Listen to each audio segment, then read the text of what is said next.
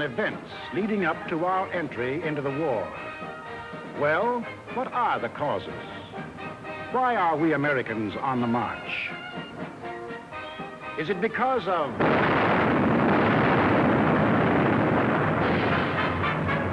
Pearl Harbor?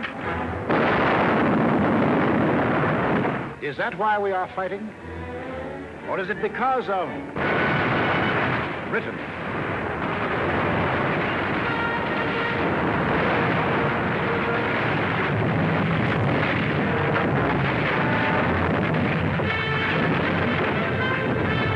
France?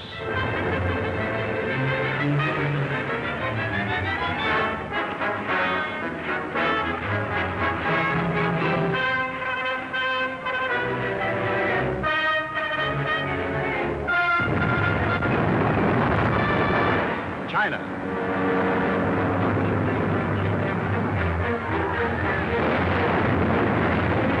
Czechoslovakia.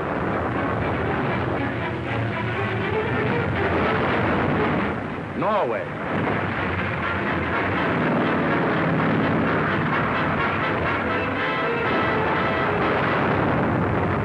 Poland.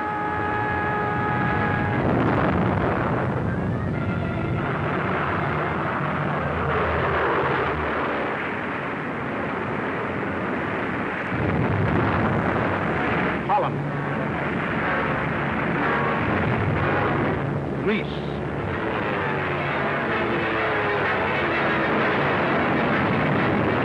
Belgium. Albania. Yugoslavia. Or Russia.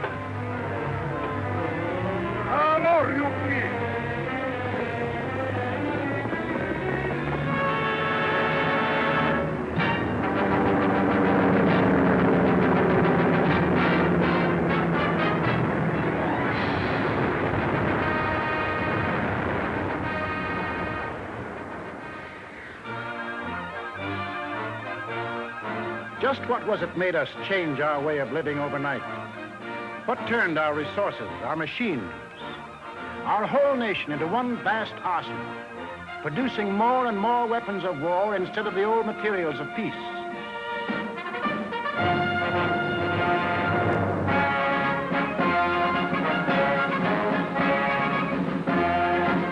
What put us into uniform, ready to engage the enemy on every continent and every ocean?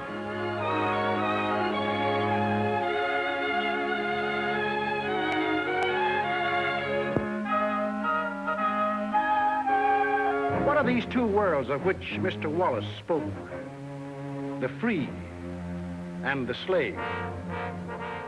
Let's take the free world first, our world. How did it become free? Only through a long and unceasing struggle inspired by men of vision. Moses, Muhammad, Confucius,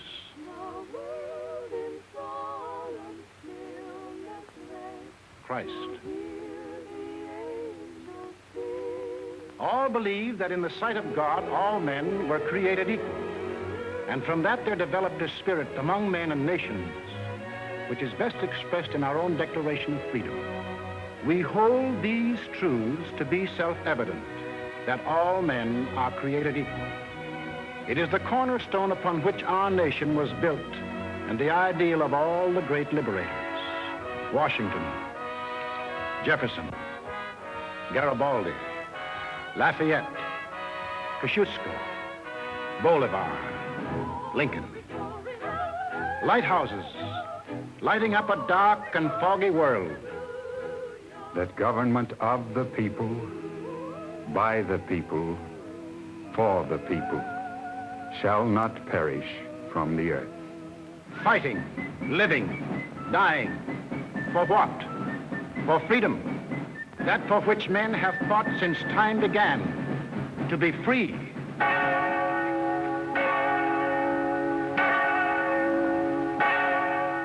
Is life so dear or peace so sweet as to be purchased at the price of chains and slavery? Forbid it, Almighty God. I know not what course others may take, but as for me, Give me liberty, or give me death.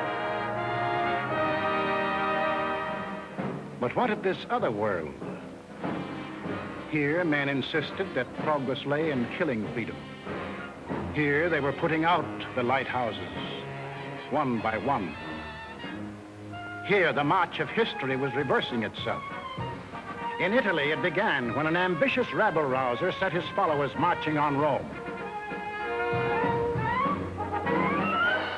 The country, like every other country after the last war, was torn by political unrest, hard times, unemployment. Two courses were available to the Italian people. They could solve their problems in a free, democratic way, or they could let someone else do the solving for them. They made the tragic mistake of choosing the second course. They put their trust and faith in this one man. They believed he represented them. Actually, he planned to betray them for the selfish interests of himself and the group back of him, just as he had earlier betrayed those who first supported him. In Germany, another and even more forceful demagogue set his followers marching from the Munich beer halls. He, too, had the sinister opportunity to take advantage of post-war chaos.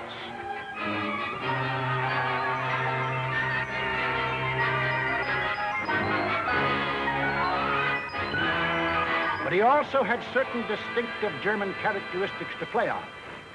To start with, the Germans have an inborn national love of regimentation and harsh discipline. He could give them that.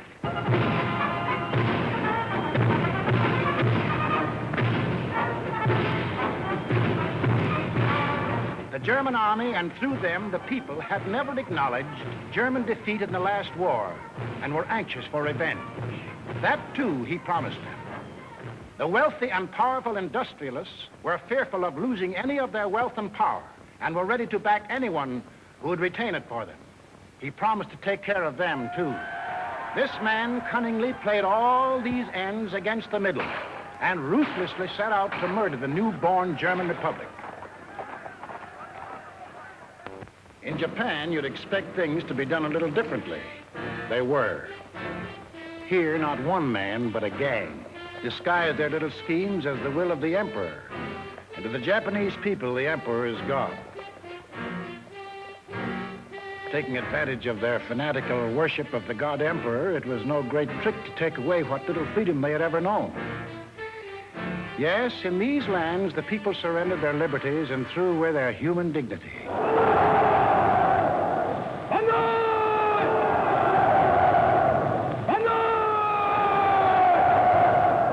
They gave up their rights as individual human beings. They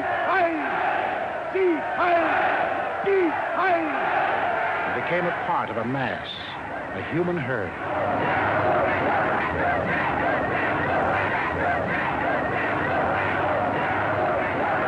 Although these countries were far apart and different in custom and in language, the same poison made them much alike. Each got a new uniform. In Italy, the new bosses wore black shirts. In Germany, the shirts were brown. In Japan, they hid behind the uniform of the army. But really, they belonged to a sinister secret society. Their symbol was a black dragon. The other fellows had to have a symbol, too. Germany, a swastika. In Italy, the old Roman symbol of the fascists. In Germany, they called the new order National Socialism, or Nazism. In Italy, they had a shorter word, fascism. In Japan, they had lots of names for it. The new era of enlightenment, the new order in Asia, the co-prosperity sphere. But no matter how you slice it, it was just plain old-fashioned militaristic imperialism. The Japs would get the prosperity, and the others would get the coal. They say trouble always comes in threes. Take a good close look at this trio. Remember these faces. Remember them well. If you ever meet them, don't hesitate. Der eine wahrhaftige Weltmann-Showspotter sein. Und zweitens, Sie wollten, Herr... Stop thinking and follow me, cried Hitler. I will make you masters of the world. And the people answered, Heil!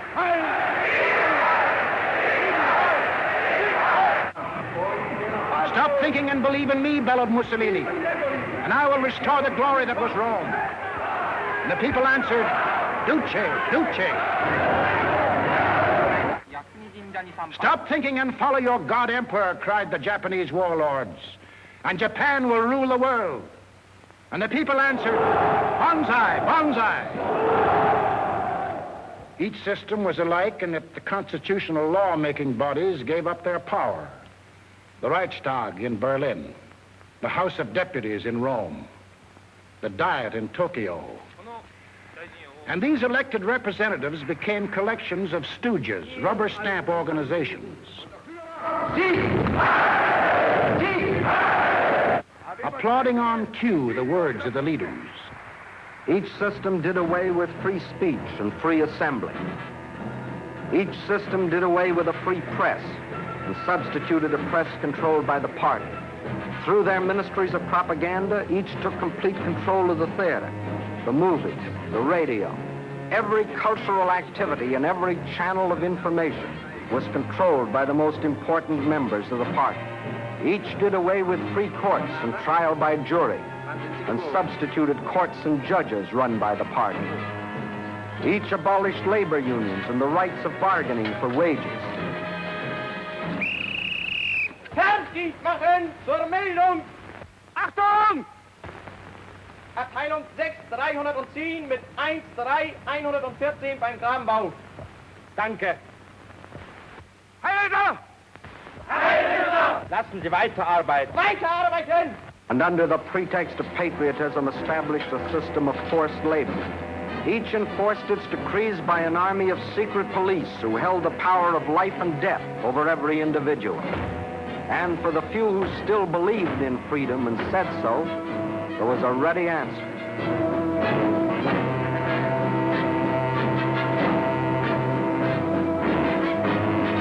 Con una mazza si può imporre silenzio ai più grandi intelletti del mondo. The greatest intellect in the world can be silenced with this. That is an exact translation of the words these black shirts cheer so lustily. Ich sage nur so viel. Wenn ich das Wort Kultur höre, dann greife ich schon nach meinem Revolver. Whenever I hear anyone mention the word culture, the first thing I do is reach for my gun. Yes, they had the answer. The blackjack and the gun.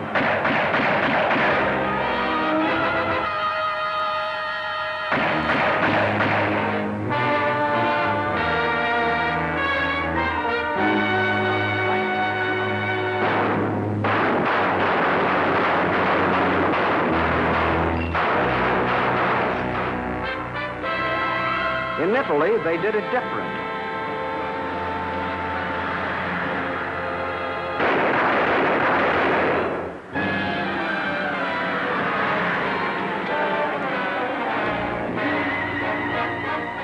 While in Japan,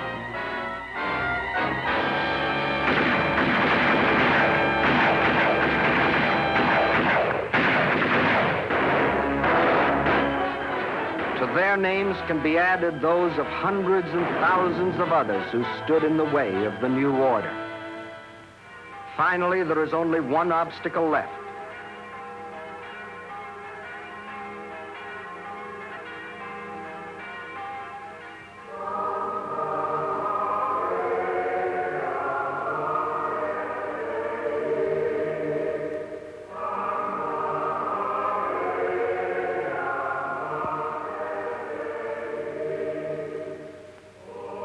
The word of God and the word of Führers cannot be reconciled.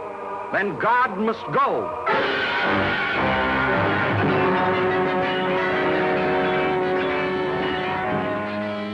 I am absolutely clear in my own mind, and I think I can speak for the Führer as well, that both the Catholic and Protestant churches must vanish from the life of our people.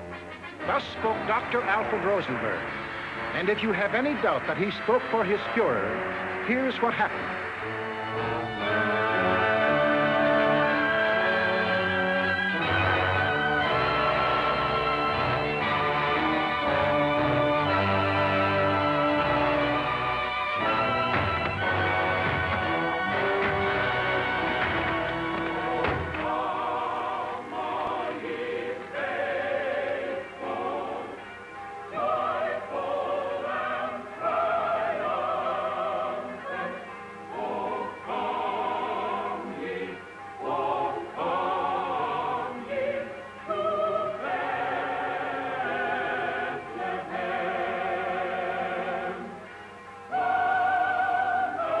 thousands of other men of God, Protestant, Catholic, Jewish, were persecuted, arrested, confined in concentration camps.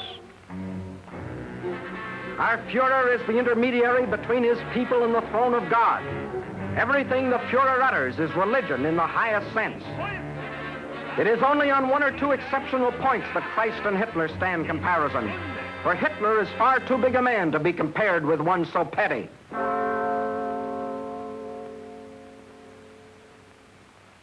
Every day in all German classrooms, Adolf Hitler ist unser Retter, unser Held, der edelste Führer auf der ganzen Welt. Für Hitler leben wir und wir sterben gerne wir. Für den Führer bis zum Tod, denn er ist unser Gott. yes, take children from the faith of their fathers and teach them the state is the only church, and the head of the state is the voice of God.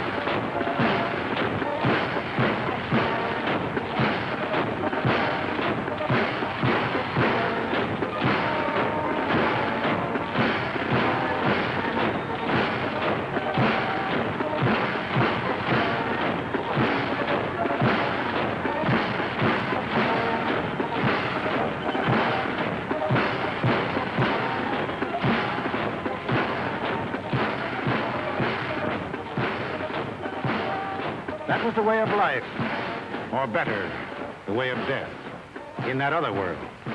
Now, what of our world, the democratic world? What did we want? What did we do about it? First of all, we wanted peace and security. And to prove our sincerity, in 1921, we initiated the Washington Disarmament Conference. This resulted in two vitally important treaties. One, to reduce the size of the British, Japanese, French, Italian, and American fleets. And the other, the Nine-Power Treaty, which guaranteed the integrity of China. And incidentally, one of the powers signing this was Japan. Later on, in 1929, we signed the Kellogg-Briand Pact, which was supposed to abolish war as a means of settling international disputes. This pact was signed by 47 nations, including Germany and Japan. President, I have the honor of handing you the London Naval Treaty. Faithful to our treaty obligations,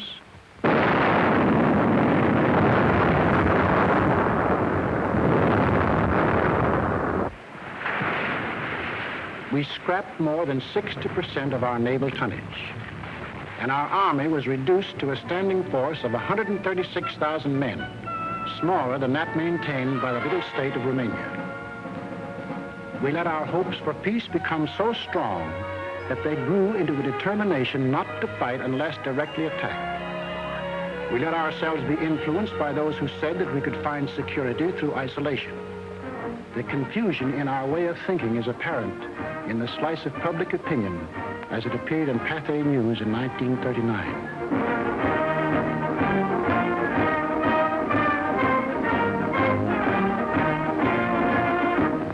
Another war, not for me. This time America should keep out, and I know I will. If war breaks out in Europe, I think that this country should heed the advice of its first president and avoid all foreign entanglements. I haven't the slightest idea of European affairs. In the event of war in Europe, I think we should stay out of it entirely. And all our efforts should be made to keep out of the fight. Let Europe fight our own battles. They mean nothing to us. We should mind our own business. By all means, no. Yes, fight. No. No. Yes. If my country calls, yes. No. We simply did not want to understand that our individual and national problems were, and always will be, dependent upon the problems of the whole world. And we had individual and national problems to worry about, plenty of them, just as Germany, Italy, and Japan had. But we faced them in a democratic way. We passed laws to give working men a chance to improve their lot. We established an insurance program for those without jobs. We began to give old folks protection against want and hunger. We organized the CCC to provide our young men with healthy and useful employment.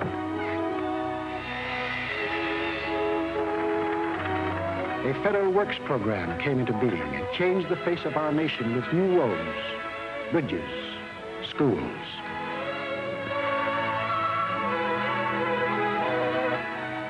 We built great new dams which brought the miracle of electricity to millions of our people. These were some of our accomplishments, but there were others not so creditable. We turned our backs on the League of Nations. We passed the Tariff Act to set a higher wall of isolation around us. We encouraged lawlessness with the farce of prohibition. But in spite of these mistakes, we never had a thought of losing our free institutions. John Q. Public still ran the country. He had his choice of voting for Dewey, Wilkie, Roosevelt, or anybody else. In Germany, they had the choice of voting for Hitler, Hitler, or Hitler.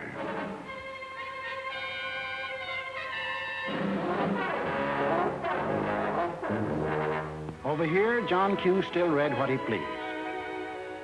And although he heard of books being burned in other countries, he would have laughed if anyone had told him his books would ever be burned.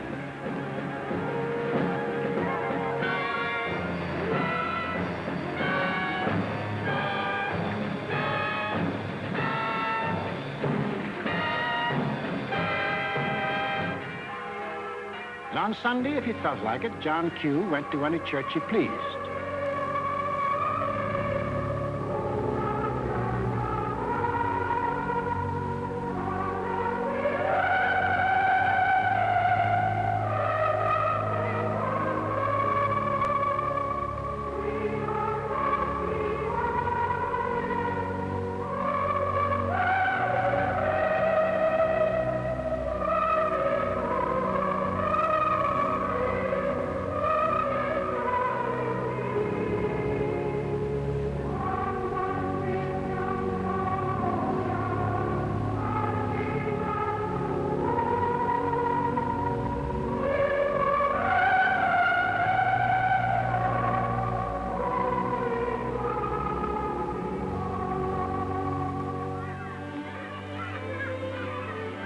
Most of all, he got a kick out of seeing his kids grow up.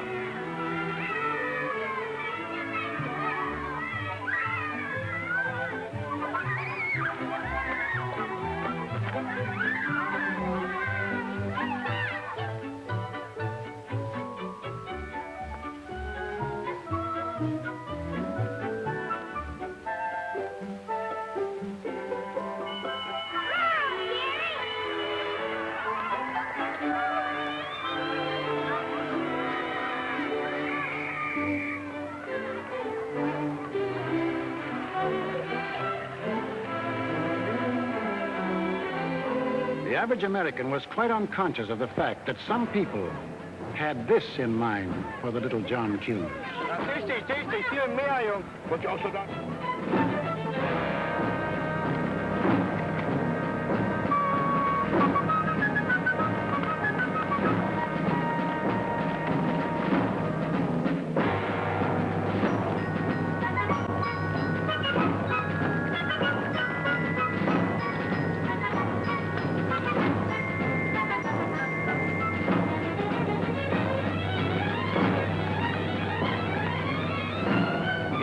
While their children were being trained to kill, John Q's kids were giving their pennies to help them have life.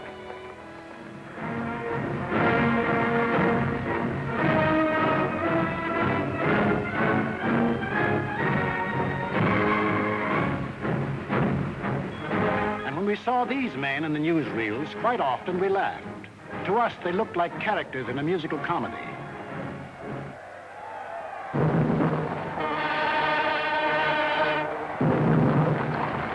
But they weren't comic. They weren't funny. They were deadly serious. They were out for world conquest. And what made it doubly serious was that there were 70 million Japanese, 45 million Italians, and 80 million Germans, all hopped up with the same idea. Deutsches Volk hilft dir selbst. Jeder soll helfen. Their leaders told them that they were supermen. Herrenvolk, the Nazis called it. The master race, destined to rule all other peoples on Earth. Take a good look at these humorless men. These were to be the rulers of the ruling race. Leben, auch ihr bürgerliches Dasein ist gesichert in diesem nationalsozialistischen Staat. Obey us blindly, and you will attain your rightful place in the world. All other people will be your slaves. That's what they promised them. That Americans, Chinese, Russian, South Americans, all free peoples would work for them and make them rich. And how they ate it up.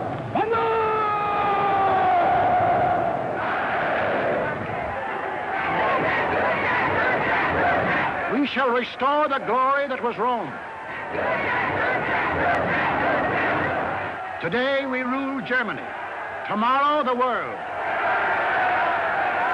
The Pacific is ours. It was inevitable that these countries should gang up on us. The little fellow is our pal, Kurosu, who smiled his way into our hearts in December 1941. Here, he and his friends are busy carving up the world in advance, staking out their claims. Take a good look at these claims. Here was the Italy that Mussolini took over in 1922. And almost his first act was to tell the Italians they were the rightful owners of Corsica, Nice, Savoia, Albania, Tunisia, Ethiopia, and a land corridor linking it with Libya. Later on, he had an even bigger dream. The old Roman Empire as it existed nearly 2,000 years ago, to dominate all the lands adjoining the Mediterranean. Mare Nostrum. Our sea, they called it, just as the ancient Romans did. As for the Japanese, they had some ambitions, too. By 1920, they had grabbed off Formosa, Korea, and the southern half of the island of Sakhalin. Then Baron Gishi Tanaka, the prime minister, carefully set down Japanese aims in a document called the Tanaka Memorial. It was presented to the emperor July 25th, 1927.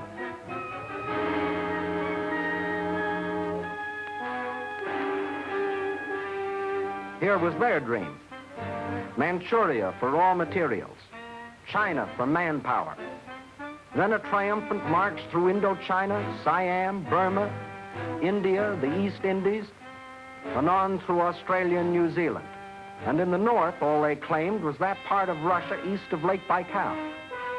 That was to be the new order in Asia. Then the Japs would move eastward to crush the United States and really start their co-prosperity sphere.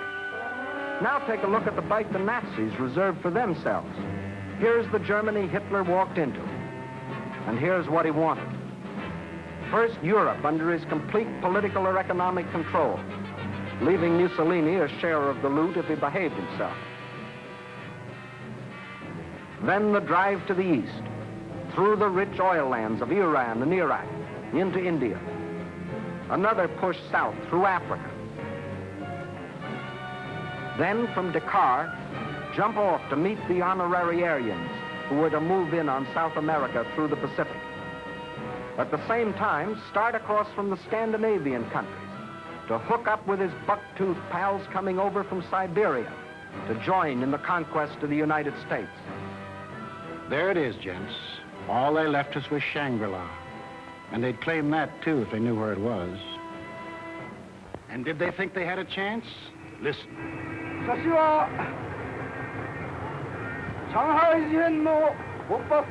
When war comes between Japan and the United States, I shall not be content merely to occupy Guam, the Philippines, Hawaii, and San Francisco. I look forward to dictating the peace to the United States in the White House at Washington. Yamamoto wrote those words on January of 1941. Yes, the conquering Jap army down Pennsylvania Avenue. That was the final goal. You will see what they did to the men and women of Nanking, Hong Kong, and Manila. Imagine the field day they'd enjoy if they'd marched through the streets of Washington. But before striking, a preliminary step was necessary. From Berlin, from Rome, from Tokyo, the campaign started. Propaganda to confuse, divide, soften up their intended victim. Put them on the defensive. Scream you're abused. Shout you're oppressed. The world's wrong, you're right. If you shriek it loud enough and often enough, they'll believe you. Above all, use their free press and their free speech to destroy them. Lebensraum, ja, Lebensraum, meine Volksgenossen. Lebensraum, they demanded. Living room. Our lands are overcrowded. But at the same time, they gave prizes to mothers who bore the most sons.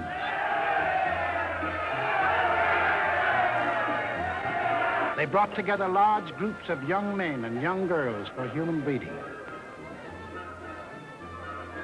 Read what one of their leaders wrote.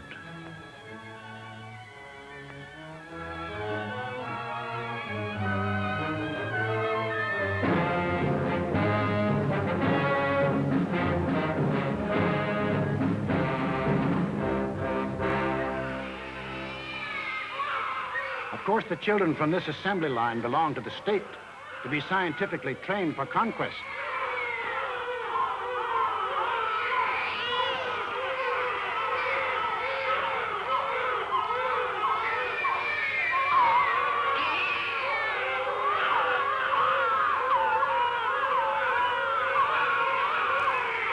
Another howl was the lack of raw material. They claimed they were the have-nots and we were the haves. But out of this supposed lack, they built up the greatest war machines the world has ever known. These are the published figures from the German military budget.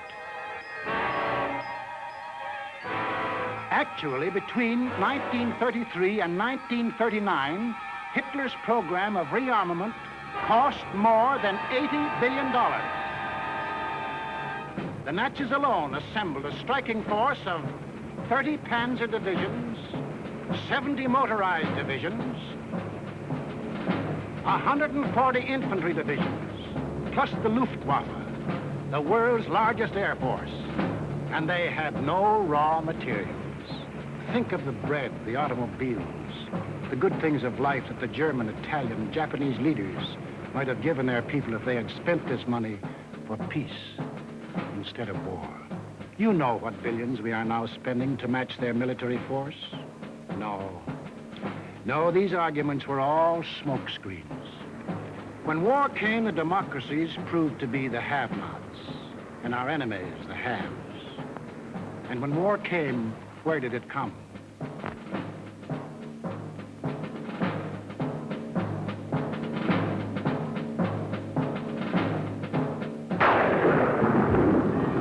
Remember that date, September 18th, 1931. A date we should remember as well as December 7, 1941. For on that date, in 1931, the war we are now fighting began. The place was Manchuria, the northernmost province of China, 6,000 miles from San Francisco. Manchuria, the first objective in the Tanaka Plan. By September 18th, the Japanese, who by treaty patrolled the southern Manchurian Railway, had secretly and illegally increased their garrisons. On the Korean-Manchurian border, an entire Japanese army was assembled, conveniently equipped for a winter campaign. All they needed was an excuse. They made their own. At 10:30 that night, just after the Mukden Express had passed by, a section of track was dynamited, causing damage to one rail and 2 fish plates. Japan's honor had been violated. Within half an hour, the Japanese railroad garrison launched a coordinated attack on the barracks of the sleeping Chinese army at Mukden. The slaughter was appalling. By midnight, the conveniently placed Japanese army poured across the Korean border, and the first open act of aggression, the invasion of Manchuria, was on. In 4 days, they had occupied the whole of southern Manchuria, and shortly after, the whole country. Manchuria became Manchukuo, a puppet state with an obedient stooge on the throne, Henry Puyi, a weakling whom the Japanese had prepared for the job with 7 years of women and song.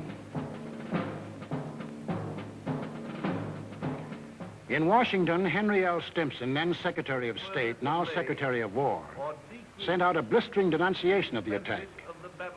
The League of Nations sent a committee of 5, headed by Lord Lytton and including our own General Frank McCoy, to Manchuria to investigate. In October of 1932, the committee issued its report. We found that the Japanese occupation of this large part of China was not justified on the ground of self-defense, and that the new state which had been set up was a Japanese protectorate rather than a genuine case of Manchurian self-determination.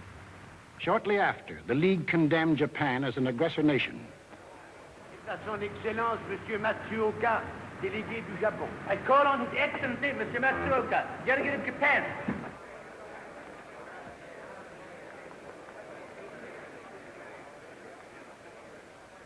It is a matter of common knowledge that Japan's policy is fundamentally inspired by a genuine desire to guarantee peace in the Far East and to contribute to the maintenance of peace throughout the world.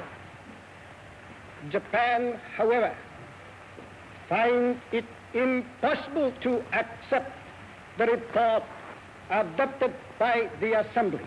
In answer, the Japanese delegates, knowing there were no guns behind this condemnation, smiled, took up their briefcases, marched out of the League. More than Manchuria was dead. Collective security was dead. A green light had been given the aggressors. We and the rest of the world knew that these aggressors should be stopped and punished. But we were unwilling to make the necessary sacrifices to back up that opinion.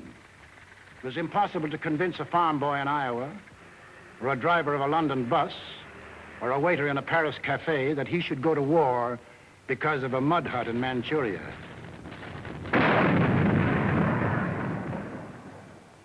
Yet the subsequent course of history makes it clear that that incident, so many miles away, is the reason that you and millions of others are in uniform today. Japs had Manchuria. Phase number 1 of the Tanaka Plan was completed. Phase number 2, the conquest of China. In 1932, without warning, the Japs attacked the Chinese city of Shanghai.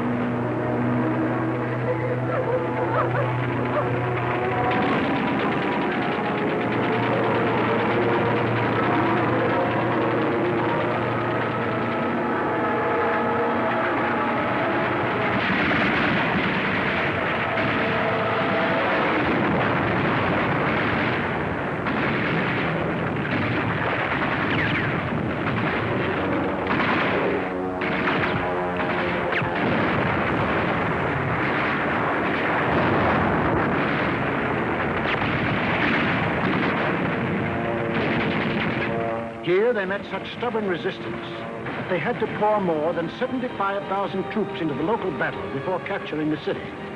This resistance made them decide to shift their campaign to the north, and in 1933 they added the province of Yehol to Manchuria.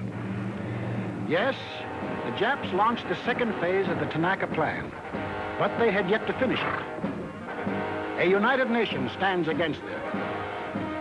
Under the inspired leadership of General Chiang Kai-shek, the Chinese people fought and still fight on.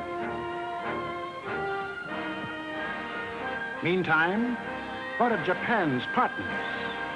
What helpless people were they planning to bomb, slaughter, drive into slavery? Hitler was not yet ready, but Mussolini was. Mussolini had to be. His people were growing restless. Fascism hadn't produced the heaven on earth that he had promised them.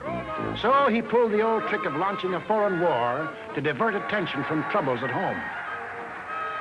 So Mussolini beat his chest like Tarzan and looked around for a worthy foe. He found one, Ethiopia. A good country for the beginning of a glorious empire. Its army had no machine guns. Its army had no tanks.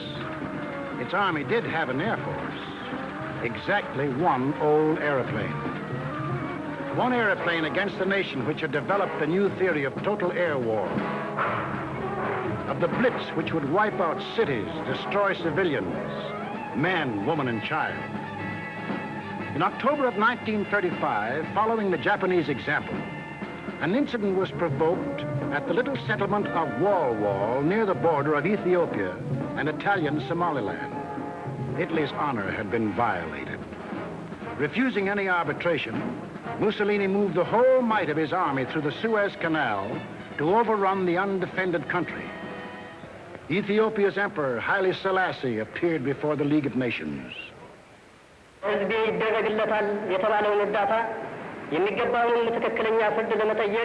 I must still fight on until my tardy allies appear, and if they never come, I say to you without bitterness, the West will perish.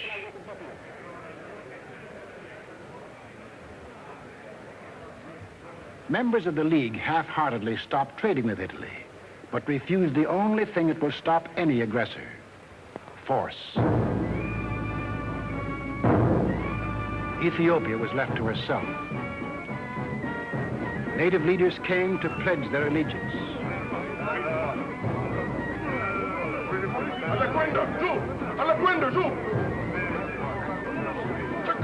lucha. Guacamate! Guacamate! Guacamate! Guacamate! The people of Ethiopia, with their spears and bare hands, faced the guns and the tanks of the invaders, fighting desperately and gallantly to save their country from conquest.